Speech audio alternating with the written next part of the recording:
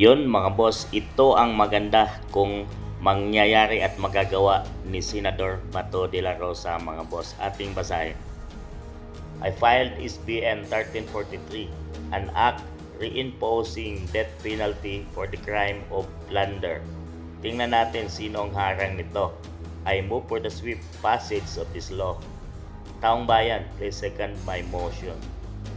Yun mga boss, dito natin makikita mga boss kung sino ang haharang na mga mambabatas mula congressman hanggang senador mga boss. At dito makikita natin na guilty ang mga yan mga boss, no? Dahil ayaw nila na magiging batas ito.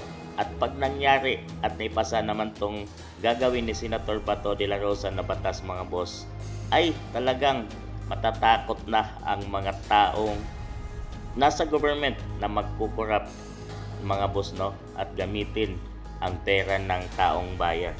So maganda ito mga boss. Ayan mga boss, sang-ayon ba kayo dito? Ako nang mauna mga boss, I second the motion na agad kung support natin itong si Senator Bato de la Rosa na sana ay magawa at maging batas na ito para naman matigil na at magkaroon ng takot ang mga gagawa ng corruption sa ating bansang Pilipinas, para naman matino-tino at tumino na ang ating bansa mga boss. So, sang-ayon ba kayo mga boss at second the motion na kayo sa gagawing batas ni Senator Bato de la Rosa?